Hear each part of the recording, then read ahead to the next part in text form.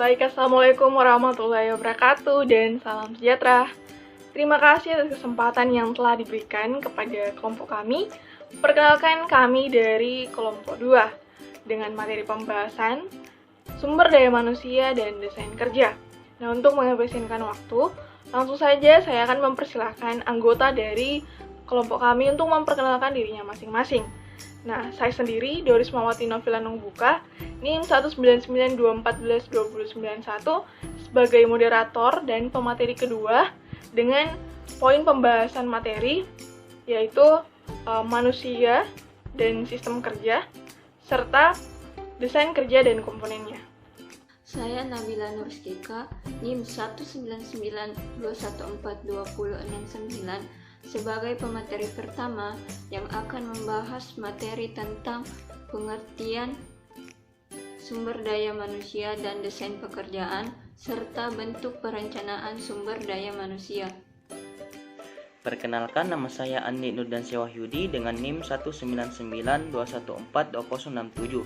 Saya sebagai pemateri ketiga akan membahas tujuan dan hal-hal yang akan diperhatikan dalam mendesain pekerjaan.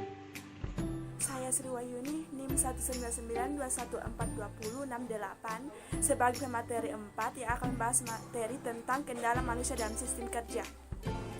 Saya Fitri Wulandari, NIM 19921424088 sebagai pemateri kelima yang akan membawakan materi tentang standar tenaga kerja. Nama saya Nur Hadi, NIM 19921400015. Di sini saya sebagai pemateri ke-6 akan membahas materi tentang desain pekerjaan yang efektif.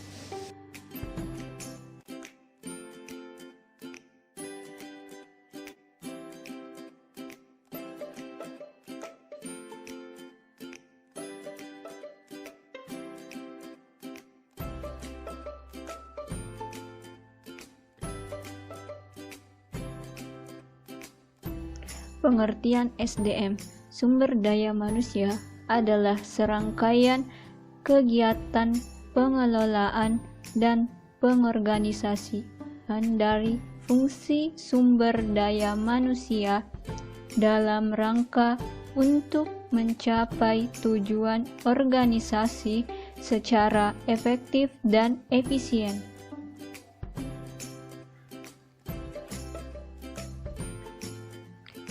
Desain pekerjaan atau biasa disebut dengan rencana kerja merupakan fungsi penetapan kegiatan-kegiatan individu atau kelompok karyawan dalam wadah organisasi atau dengan kata lain rincian tentang isi dan cara pelaksanaan tugas atau kegiatan.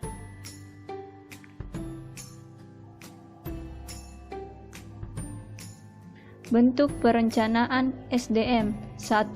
Perencanaan SDM jangka pendek untuk mengisi kekosongan jabatan atau pekerjaan yang diprioritaskan 1 tahun mendatang. 2. Perencanaan SDM jangka sedang untuk mengisi prediksi kekosongan jabatan antara 2-5 tahun mendatang. 3. Perencanaan SDM jangka panjang untuk memperoleh calon karyawan yang memiliki kemampuan potensial.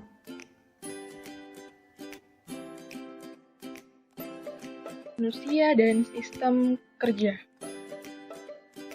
Perusahaan tidak akan berfungsi dan unggul tanpa manusia yang andal dan termotivasi.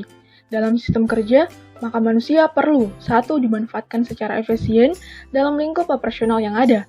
2. Memiliki mutu kehidupan kerja yang baik dalam suasana yang saling terkait dan saling percaya.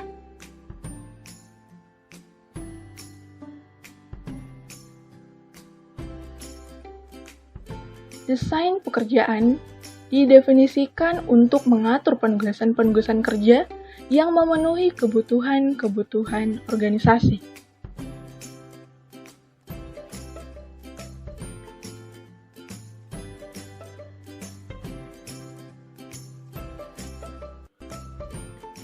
Tujuh komponen desain kerja. 1. Spesialisasi pekerjaan. 2. ekspansi pekerjaan atau pemekaran pekerjaan. 3. Motivasi. 4. Komponen psikologis. 5. Tempat kerja yang visual. 6. Ergonomik dan metode kerja. 7. Tim-tim mandiri.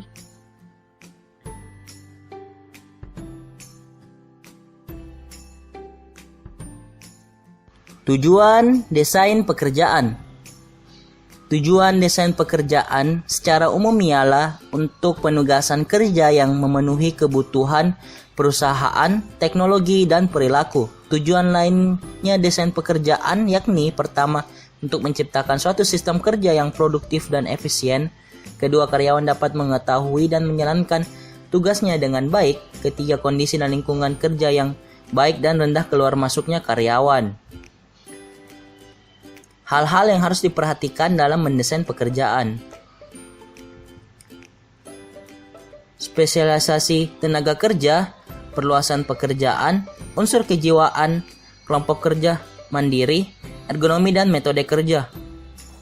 Kendala manusia dalam sistem kerja. 1. Strategi produk, keahlian yang dibutuhkan, bakat yang dibutuhkan, bahan baku yang digunakan, keamanan. 2. Penjadwalan, waktu hari, waktu dalam tahun atau musiman, kestabilan jadwal.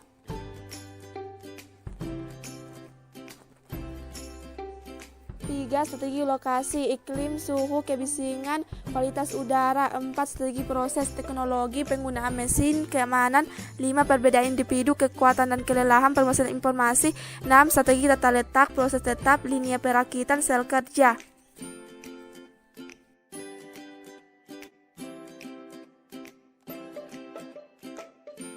Standar tenaga kerja dan pengukuran kerja.